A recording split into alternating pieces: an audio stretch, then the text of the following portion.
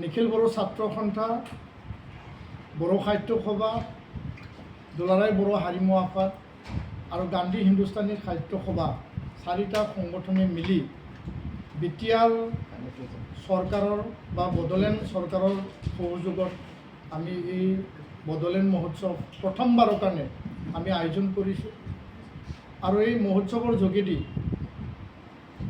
বড়োলেণ্ড অঞ্চলত বসবাস কৰা মূলকে বড়োসকলৰ কলা সংস্কৃতি, ভাষা, শিক্ষা আৰু আটাইবোৰ দিশ সামৰি পেলাই এই মহোৎসৱত বিশেষ এটা আয়োজন কৰিছোঁ।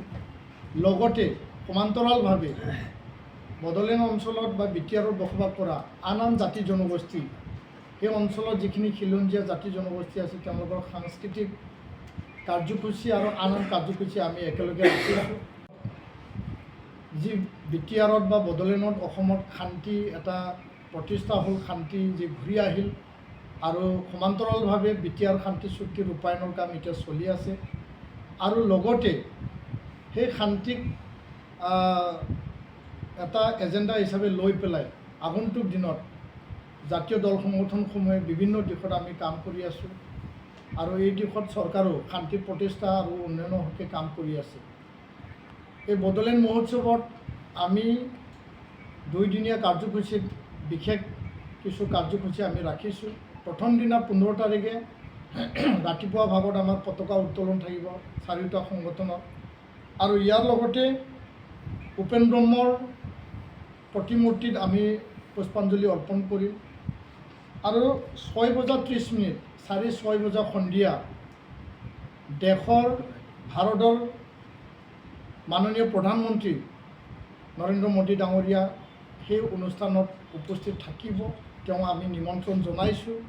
তেওঁ এতিয়ালৈকে আমাক সন্মতি প্ৰদান কৰিছে তেওঁ অফিচৰ পৰা। তো ইয়াৰ কাৰণে অসম চৰকাৰৰ তৰফৰ পৰা লাগি আছে আৰু বিভিন্ন তৰফৰ পৰা লাগি আছে হিচাপে আমি স্থাপন কৰিছোঁ। আৰু ইয়াৰ কাৰণে বড়ো ভাষা যিহেতু 8th শিডিউলত অন্তৰ্ভুক্ত হ'ল, 2003 একৰ্ডৰ যোগেদি 2004 এইটো মান্যতা পালে। আৰু এই দিশটো নজৰ ৰাখি সেই সময়ত এই গোটেই কাম বড়োসকলক এটা আশীৰ্বাদৰ দৰে কৰি দিছিল। আৰু সেই মহান ব্যক্তিসকলক আমি সম্বৰ্ধনা দিম। LK আদৱানী ডাঙৰীয়া, তেখেতক আমি সম্বৰ্ধনা জনাম। তেওঁ যদিও সভাত আহিব নোৱাৰিব, তেওঁক আমি ঘৰত যাই পেলাই সম্বৰ্ধনা দিয়াৰ কাৰণে আমি চিন্তা চৰ্চা কৰিছোঁ। ইয়াৰ লগতে ডক্টৰ মুৰলী মনোহৰ যোশী, সেই সময়ত শিক্ষামন্ত্ৰী ভাৰতৰ, প্ৰফেচাৰ ৰমেশ ভৰদ্বাজ, বৰ্তমান মহৰ্ষি বাল্মীকি বিশ্ববিদ্যালয় হাৰিয়ানাৰ ভাইচ চেঞ্চেলৰ, আৰু বড়োসকলৰ মাজৰ পৰা প্ৰাক্তন সভাপতি বড়ো সাহিত্য সভাৰ সুবুংথিনী থাণ্ডৈ বিনেশ্বৰ ব্ৰহ্ম, তাক পষ্টমাছলি দিয়া হ'ব। সৰ্বাং সুবুং বিহুৰাম বড়ো, প্ৰাক্তন সাধাৰণ সম্পাদক বড়ো সাহিত্য সভা, তাক পষ্টমাছলি আমি প্ৰদান কৰা হ'ব। কাৰ্যসূচী আছে ইয়াত। আমাৰ যি 21টা GI ৰিকগনিশ্যন পালে, সেই জিঅ'গ্ৰাফিকেল ইণ্ডিকেশ্যন যিখিনি আইটেম তাক ডিছপ্লে কৰা হ'ব। বাগৰুম্বা নৃত্যকে আদি কৰি আন জাতি জনগোষ্ঠীৰ নৃত্য প্ৰদৰ্শন কৰা হ'ব। বড়োলেণ্ড জাইখ্লং, দি বড়োলেণ্ড জাইখ্লং এটা ছবিনুৰ তাত আমি উন্মোচন কৰিম প্ৰধানমন্ত্ৰীৰ হাতেৰে। আৰু লগতে এটা অপেন ছেশ্যন তাত ৰখা হৈছে, য'ত নেকি প্ৰধানমন্ত্ৰী ডাঙৰীয়া তাত ভাষণ প্ৰদান কৰিব। অসমৰ মাননীয় মুখ্যমন্ত্ৰী ডক্টৰ হিমন্ত বিশ্ব শৰ্মা ডাঙৰীয়া এই মুকলি সভা উদ্বোধন কৰিব। বিটিআৰ প্ৰধান প্ৰমোদ বড়ো ডাঙৰীয়া ইয়াত উপস্থিত থাকিব। লগতে কেন্দ্ৰীয় মন্ত্ৰী সৰ্বানন্দ সোণোৱাল ডাঙৰীয়া উপস্থিত থাকিব। বিভিন্ন অতিথিসকল, বিশিষ্ট অতিথিসকল তাত উপস্থিত থাকিব। কাৰ্যসূচী সন্ধিয়া আমাৰ কালচাৰেল ইভিনিং কাৰ্যসূচী হ'ব।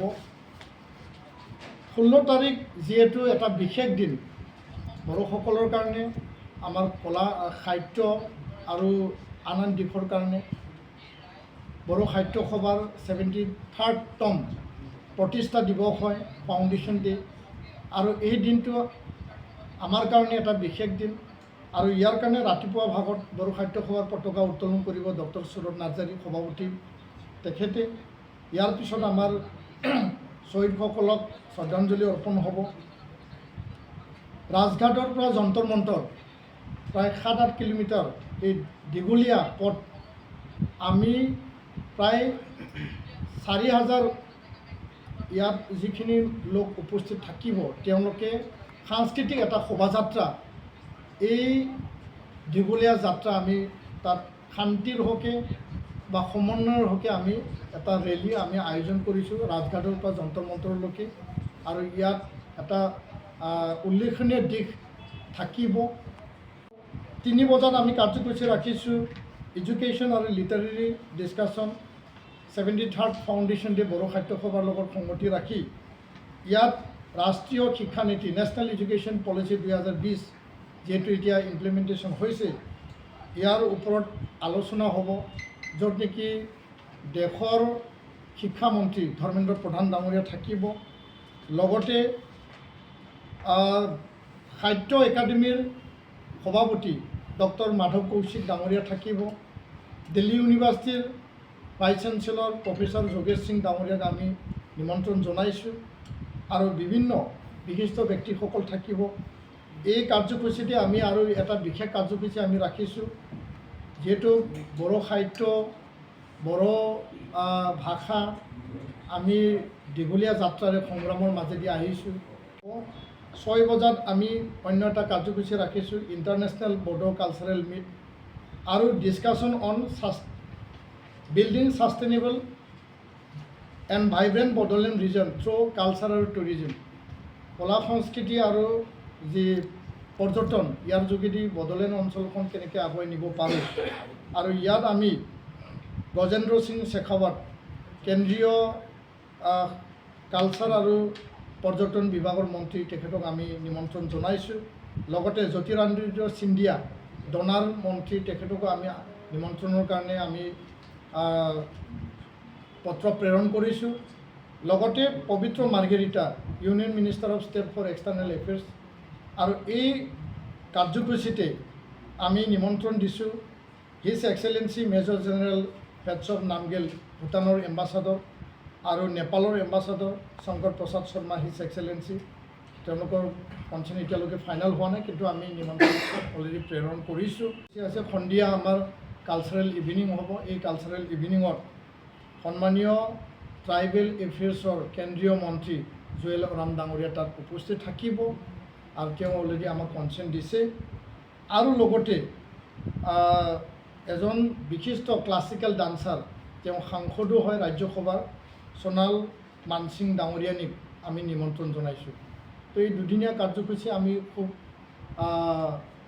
এটা গাম্ভীৰ্যপূৰ্ণ মাজেদি আমি পাৰ কৰিব বিচাৰিছোঁ বা আয়োজন কৰিব বিচাৰিছোঁ য'ত নেকি 5,000 গেডাৰিং তাত আমি অসমৰ পৰা বড়োলেণ্ড অঞ্চলৰ পৰা বা নেপালৰ মেচে ৱেষ্ট বেংগলৰ আমাৰ বড়োসকল মেঘালয় নাগালেণ্ড বিভিন্ন অঞ্চলৰ পৰা আহিব আৰু অসমৰ